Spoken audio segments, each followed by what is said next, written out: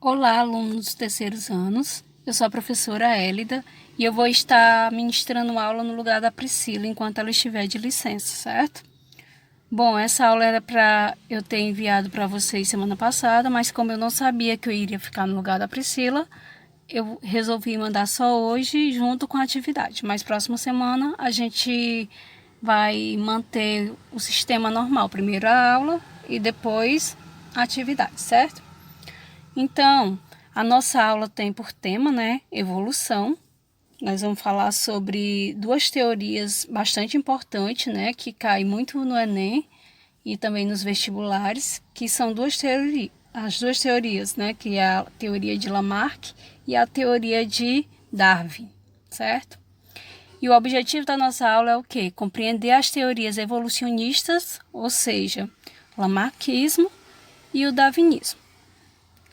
O que é o evolucionismo, pessoal? É o estudo da origem das espécies e das modificações sofridas ao longo do tempo, certo? Gente, eu vou tentar explicar de uma forma bem simples, E que dê para vocês entender melhor essas teorias, certo? A primeira teoria, o Lamarckismo, Eu vou falar aqui um pouquinho sobre o que o Lamarck pensava, naquela época e tal, que eles não tinham muitos objetos de pesquisa, Eles pensavam, imaginavam e tarará. Vamos lá. Então, pessoal, para Lamarck, o meio, ele determina uma característica, Olha aí, ó. Escuta aí. O meio determina uma característica. Vamos imaginar aqui um ambiente que sofreu alguma modificação. O que vai acontecer com os organismos que vivem nesse ambiente? De acordo com Lamarck, esses organismos eles procuram de alguma forma se adaptar a esse novo ambiente. E esse processo de adaptação pode gerar o uso e desuso desses determinados órgãos. A partir dessa ideia, pessoal, surgiu a primeira lei de Lamarck, que é o quê? O uso e desuso.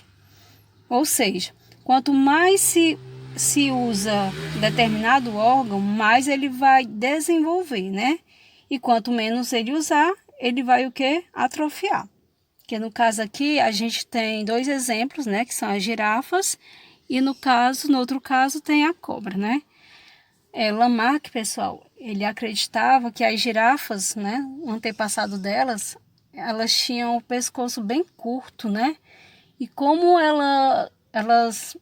o ambiente sofreu alguma modificação, Elas tinham que viver em lugares com árvores muito, muito altas, E para elas alcançar o alimento, elas teriam que se esticar muito o pescoço, para conseguir aquele fruto que estava naquela árvore. E aí, com essa ideia de Lamarck, essa girafa, ela passou a desenvolver, esse órgão dela, que é o pescoço, Começou a passar para a geração dela, Ou seja, os filhos daquela girafa iam nascer igual a ela, com um pescoço cada vez mais longo, Com o passar do tempo, elas continuaram se esforçando para conseguir e foi se esticando mais, Segundo Lamarck, a lei dele, Essa é a teoria dele aí. Então, para ele, as girafas hoje têm esse pescoção por conta desse processo, Que ela teria que esticar o pescoço para poder alcançar os alimentos. Ela conseguir se manter naquele ambiente. Então, aqui, no caso da girafa, aqui é o uso, Ela usou o pescoço, para poder se adaptar nesse local aí. E aqui, já na segunda figurinha, tem a cobra, Eu coloquei esse desenho aí que eu achei bem engraçado, que as perninhas da cobra, sumiu, Sumiu não, se deslocou.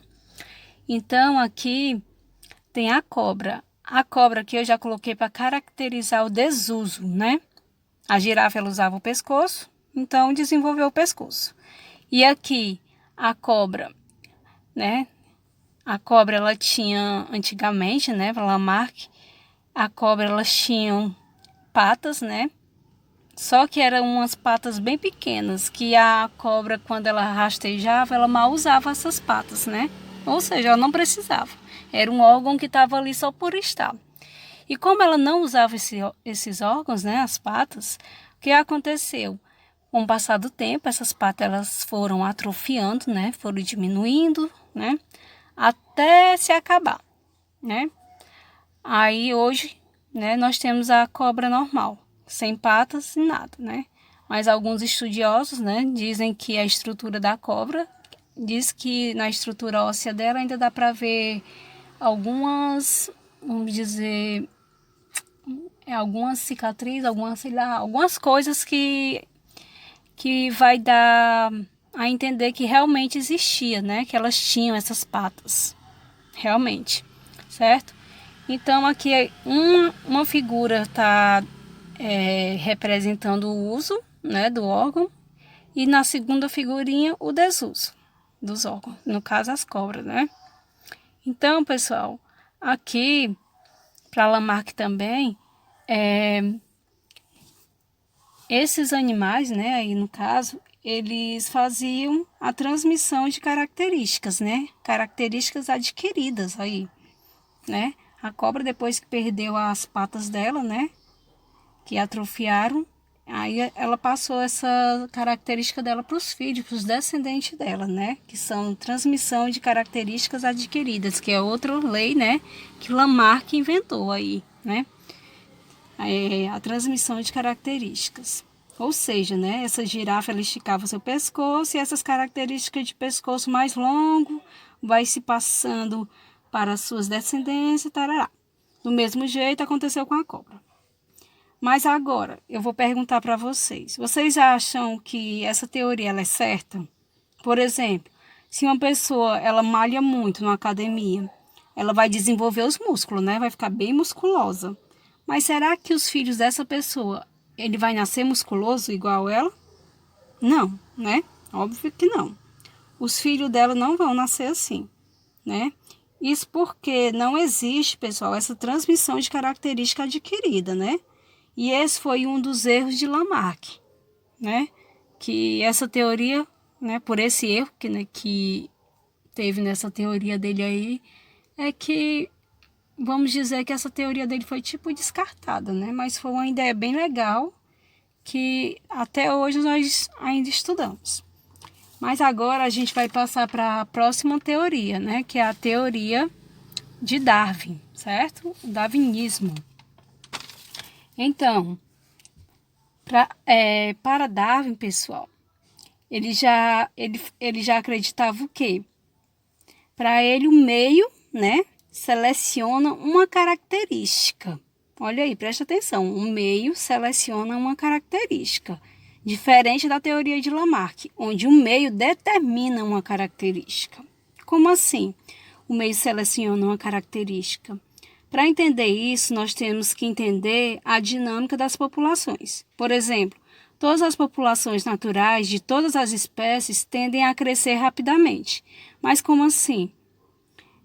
Vamos entender isso, pessoal, analisando esse gráfico aqui que eu tentei desenhar para vocês, né? Tá meio feinho, mas é assim mesmo. Então, aí, ó, nessa linhazinha de cima, tem o número de indivíduos, né? E de acordo com o tempo, né? O tempo.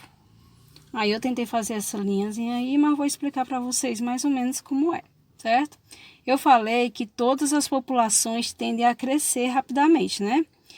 E teoricamente, esse crescimento é o que? Exponencial. Isso por quê? Porque todos os seres vivos apresentam alto potencial reprodutivo. Então, com o tempo, o número de indivíduos de uma população iria crescer exponencialmente, né? Mas isso não acontece, pessoal, porque existem fatores que limitam esse crescimento. E que fatores são esses? Como fatores limitantes, né, que eu coloquei até essa linhazinha aí, né, para dizer que tem um limite. Alguns fatores limitantes são o quê? Falta de alimento, né, que eu coloquei, falta de espaço, presença de algum inimigo, parasitas, também existe a competição, né?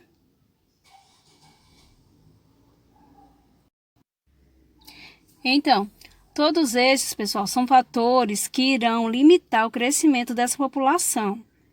Então, esse gráfico é importante para mostrar o potencial reprodutivo de todos os seres vivos. Porém, o crescimento populacional não é ilimitado. Existem fatores que são limitantes para o crescimento da população. E é por causa disso que ao longo das gerações muitos indivíduos vão morrendo, né? E muitas vezes eles nem deixam a descendência, né? Mas por que alguns indivíduos morrem e outros não? Aqui existe um detalhe muito importante que Darwin observou. Ele observou que os indivíduos de uma população são diferentes, né? Uma população não é totalmente homogênea. Por exemplo, essas populações aqui que eu vou mostrar para vocês de borboletas, né? Eu botei aí essas lindas borboletas, que foi a única que encontrei, né?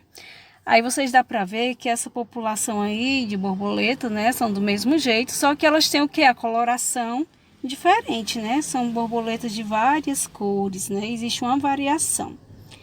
Se por algum motivo, pessoal, acontecer uma variação ambiental, aqueles indivíduos que são mais aptos vão sobreviver. Por exemplo, se nesse novo ambiente é vantajoso ter coloração branca, as borboletas brancas elas vão sobreviver porque elas estão mais adaptadas a esse novo ambiente. Aí o que vai acontecer? Ao longo das gerações vai aumentando o número de indivíduos com essas características, né, que é a coloração branca. Mas por que isso acontece? Isso acontece, pessoal, porque as características dessa borboleta branca vão ser passadas para as descendências dela.